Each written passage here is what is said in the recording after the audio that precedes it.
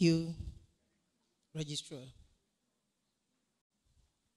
Good morning, and we are all welcome.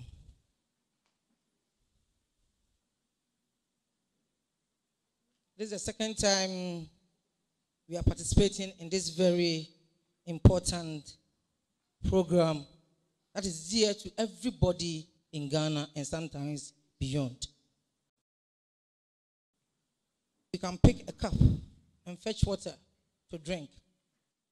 If you can have a piece of stick in your mouth as a chewing stick, you can have fresh air to breathe.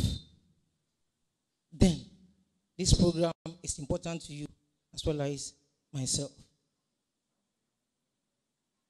I want to stand on the existing protocol because looking at what the council chair, the participants, I don't have them here. And to avoid being questioned here and there, I will humbly and honorably stand on the existing protocol. I'm pleased and deem it an honor to join you this morning to discuss the theme, Sustaining Environment, Security and Human Rights in Small-Scale Mining Operation Areas in Ghana. This is a dialogue which is dear to my heart, and I especially wish to thank the organizers for making the Regional Coordinating Council and myself a part of this very program. Ghana is blessed with abundant mineral resources which, if managed properly, could provide a strong base for the livelihood of its people. Indeed, the existence of mineral resource development projects in Ghana can catalyze accelerated and integrated community development and increase community well-being in many countryside areas. This is mostly true for many districts where local government lacks adequate capacity to provide opportunities for youth development. To this end, large-scale multinational mining companies operating in remote rural areas have acted as proxies for local government districts in the provision of jobs, schools, hospitals, and generally improved social welfare.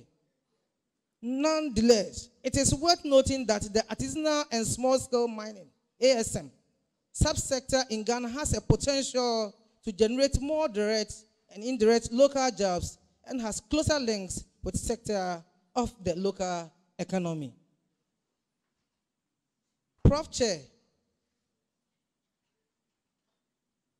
members of the diplomatic corps present, ladies and gentlemen, the country's constitution mandates the state to control and exploit all the lands, waters, and natural resources contained therein. Grant permissions to groups and individuals to explore and extract minerals in a more responsible manner to benefit the people. According to the laws of Ghana, mining business conducted by a person, group of people, or company, foundation, in which its operation do not hold a legal government permit from regulatory government agencies is doing illegal mining. In common Ghanaian term, illegal mining is called galamsey. The environmental implications of galamsey activities in Ghana has become a cause of concern.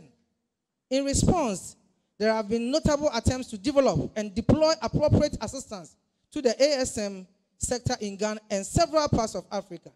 However, results at large-scale level are less encouraging. A notable reason for this challenge is the less involvement of higher educational institutions and the academia in general. Most often, we tend to underestimate the significant contribution higher education institutions can make towards addressing social, economic, and resource governance problems. Nonetheless, I must acknowledge that the resource constraints of many of our institutions limit the scope of their interventions in this direction. A lack of local infrastructure to support research, development, and innovation of appropriate technology, and inadequate logistics all affect their impacts. Prof. Chair, studies have shown that national efforts towards managing the ASM subsector will succeed through, 1, a collaborative dialogue process between governments, local stakeholders, and mining associations, with higher educational institutions providing a feedback mechanism between these actors. The regularization of artisanal small-scale mining rather than their criminalization, in which higher education institutions have a lot to deliver. Again, a robust resource accounting and physical modalities, innovative and sustainable resource extraction practices, and reduced bureaucratic licensing process for artisanal small-scale mining practitioners. Universities can contribute immensely to this. Build on the capacity of governments to design and enforce viable environmental and developmental sensitive mining policies. These policies could, for instance, include the transformation of post-mining sites to a viable agricultural lands, which will provide sustainable livelihoods for rural communities.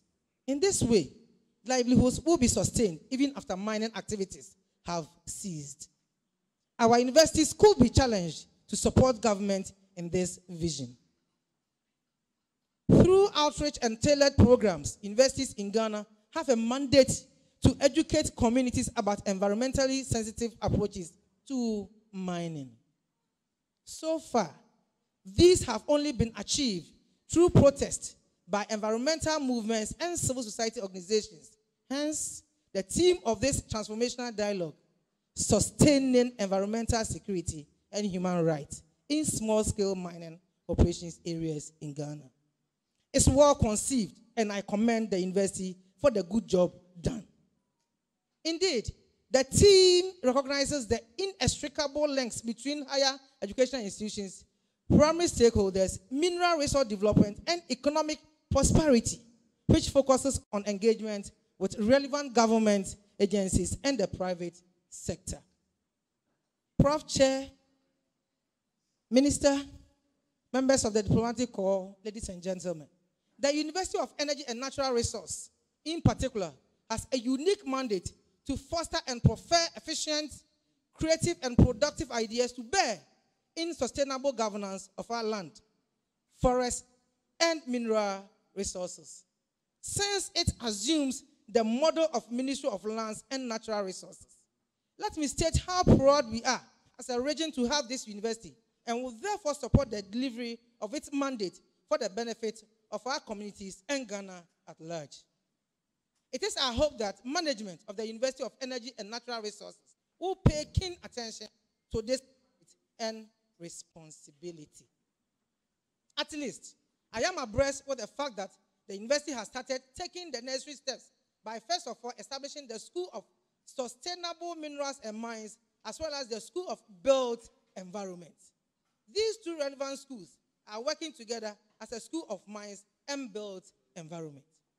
This in itself is unique. Having mining and built environment going together addresses an ostensible protracted rift between two important entities in resource development. In mining, there are displacements as well as currently going on in the Tano North municipality. There should surely be resettlement, which is the built environment. So, the two must go hand in hand. UNER has shown the way to other universities in the world, and I commend you for this novelty. Looking through the array of academic programs and courses designed to operationalize in this school, I am hopeful that we are going the right way.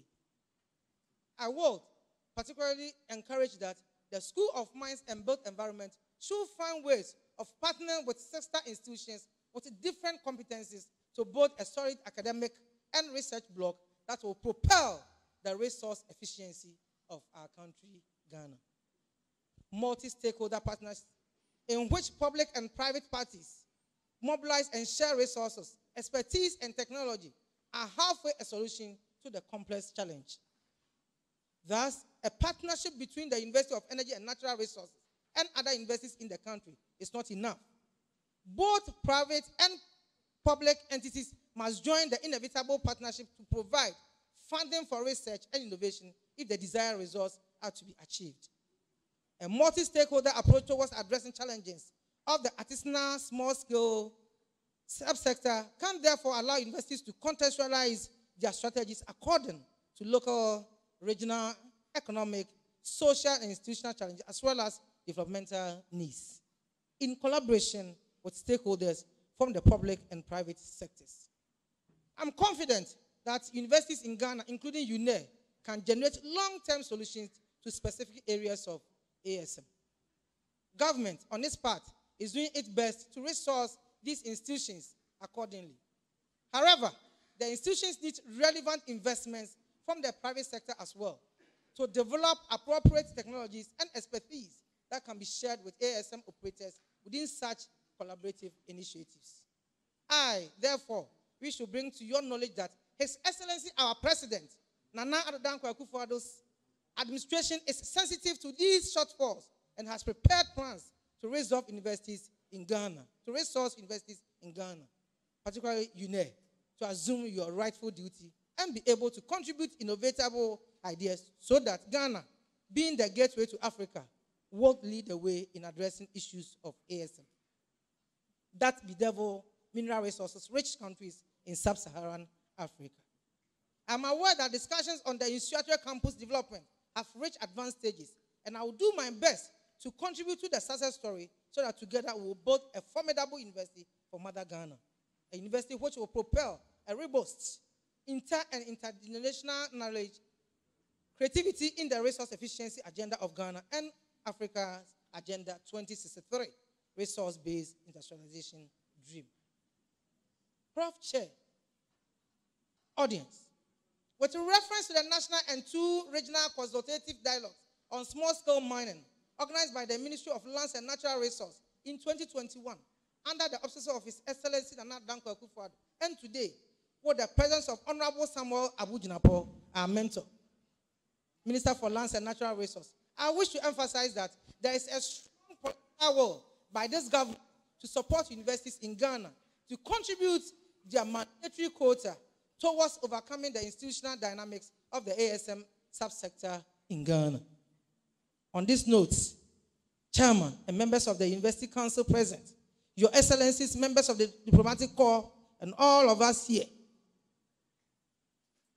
including the traditional leaders, political parties duly represented here, pressmen and women, artisanal small-scale mining practitioners present, and the absentia, students present, ladies and gentlemen. I thank you all for your audience, and it is my passionate hope that we will all make meaningful contributions to have fruitful deliberations.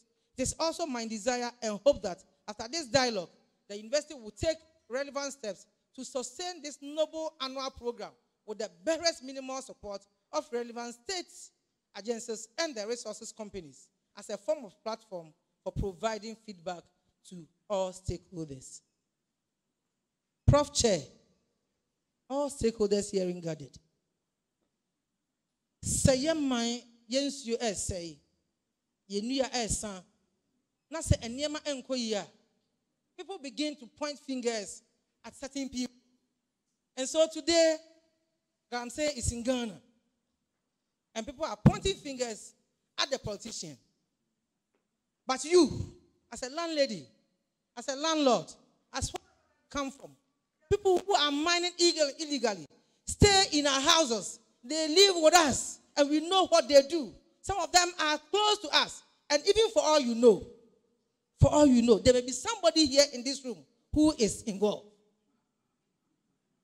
But we end up pointing the finger at the politician, forgetting that the other 4 also points at you and me. You have a role to play, I have a role. Let us all put our heads together and manage the situation. Thank you all.